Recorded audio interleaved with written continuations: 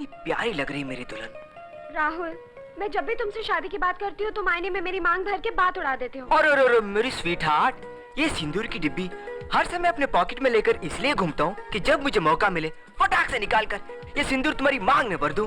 लेकिन एक छोटा सा प्रॉब्लम है, मेरे जो प्यारे मुछड़ भाई है ना, जब तक उनकी शादी नहीं होगी हमारी शादी कैसे हो सकती है? तो फिर आज छेड़ो ना भैया से शादी की बात। क्या बात कर रही हो? मैं तो ऐसे ही मजाक कर रहा था। मैं और भैया के सामने शादी की बात छेड़ूंगा? नहीं बाबा नहीं, मेरे से नहीं होगा। उनका दिमाग तो हर समय हॉट ही हॉट रहता है। अच्छा, तो अब पता चला। एनीवे, हम दोनों मिलके तो बात छेड़ सकते हैं ना? ये बात ठीक है। तो आज हम भैया को ऐसा फंसाएंगे कि वो हमसे बच नहीं पाएंगे। कौन बच नहीं पाएगा और कौन किसे फंसाएगा? भैया, भैया, आप कब आए? आपके लिए ठंडी ठंडी चाय लेकर आओ। नहीं, भैया के लिए गरम गरम लस्सी लेके आना। यानी कि गर्मा गर्म जूस। हाँ चलेगा। तुम लोग कैसी बातें कर रहे हो? भैया, आज आप बहुत थके हुए लग रहे हैं और बहुत गुस्से में भी लगते हैं। इसलिए भैया, इंसान को जिंदगी में सुख दुख बांटने वाली की जरूरत होती है। क्या?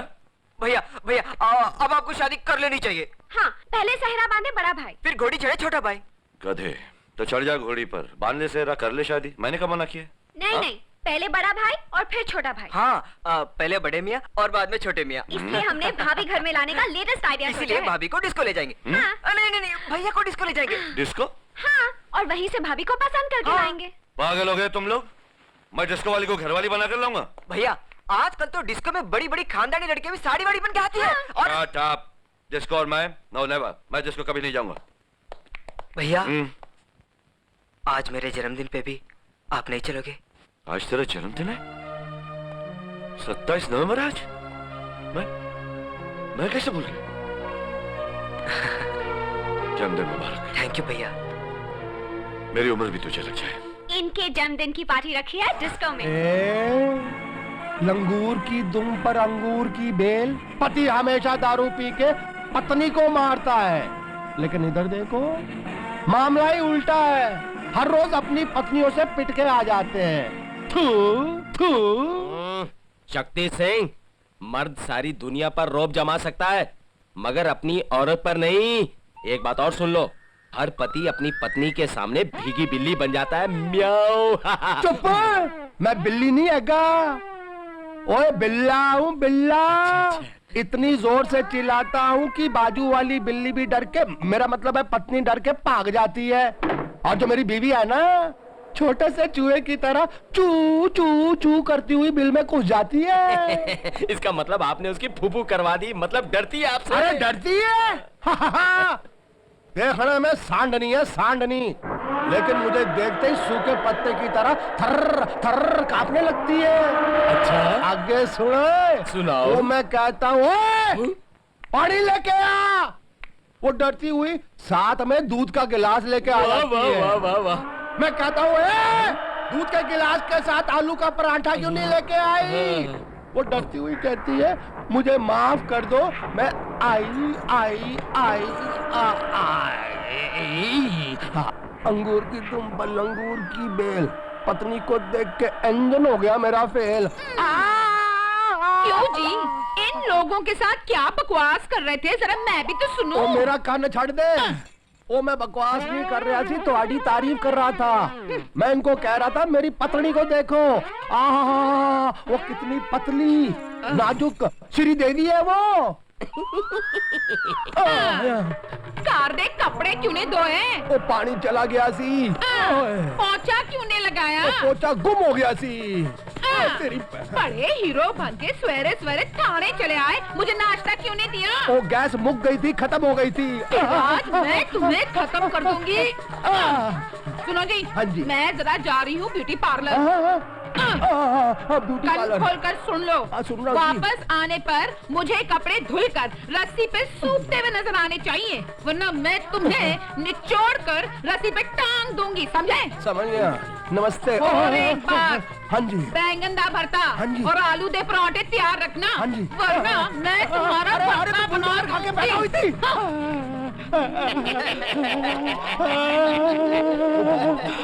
वो दिन कब आएगा जब मैं इस मोटी भैंस को मार मार के अड्डा पत्ता बना दूंगा।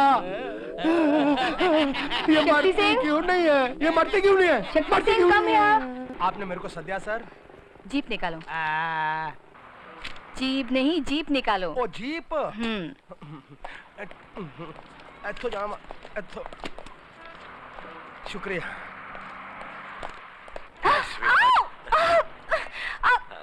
क्या कर रहे हो तुम? क्या कर रहा हूँ? कोई देख लेगा तो क्या हुआ? Everyone knows about us.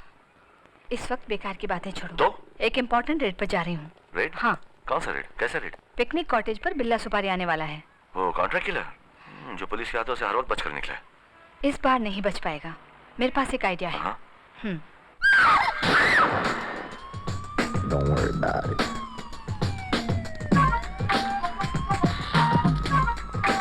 जब बिल्ला सुपारी आएगा तो हमको पता कैसे चलेगा? इंस्पेक्टर कविता हमें कोड वर्ड देंगी। क्या कोड देगी सर? I love you. हाँ।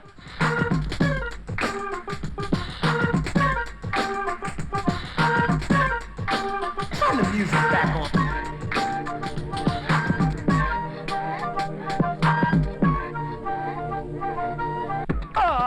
फट गया। क्या हुआ? बड़ा ऊंचा बज रहा है। I love you. I love you. I love you.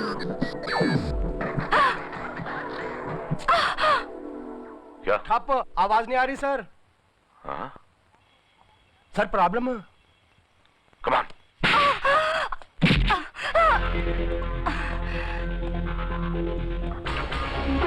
Police वाली है या गैंग वाली है?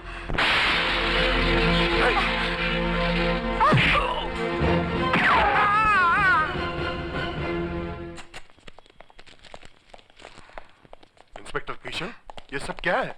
सर, बिल्ला की जेब से ये इम्पोर्टेंट पेपर मिला है। यानी बिल्ला और ये रघुवीर जी का खून करने वाले थे।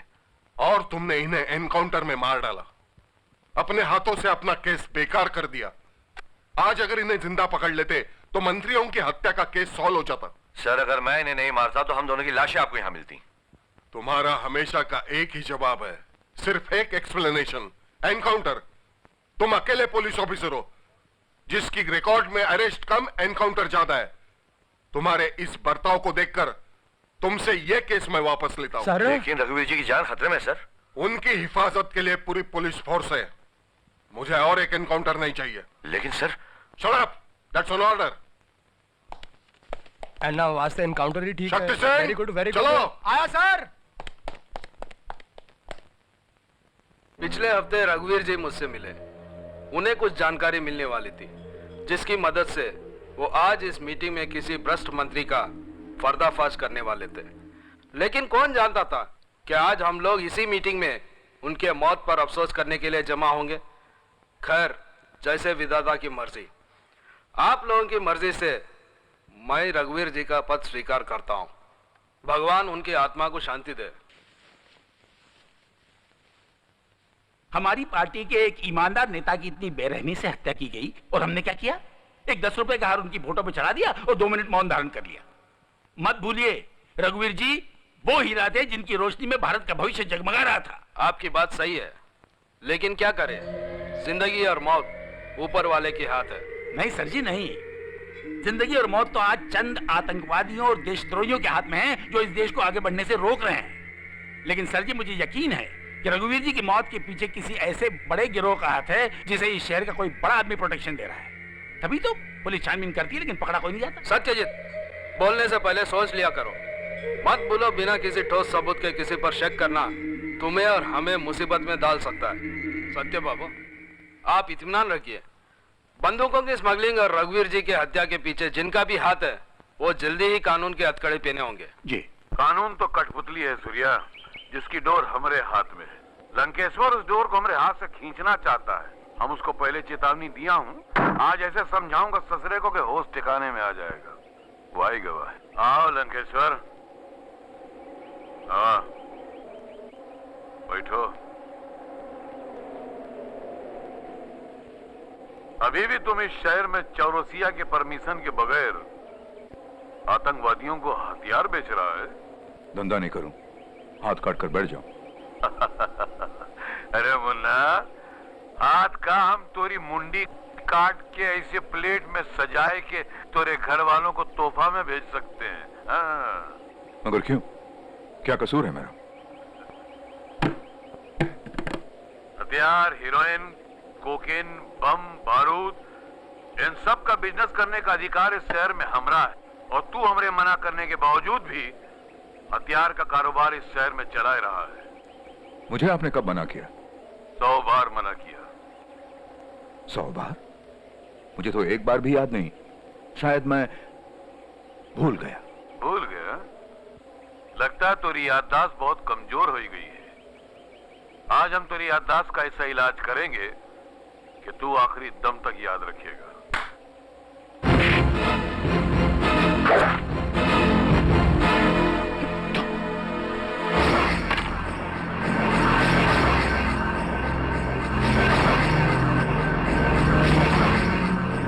चौरसिया, ये धोखा है। घबराओ नहीं मुन्ना, हम तेरा हाथ नहीं काटेंगे, छोटी उंगलियां काटेंगे। चाहे फिर तू हमरी भारनिक को भूलेगा नहीं। के बाद चौरसिया के उसूलों पे जीना सीख जाए।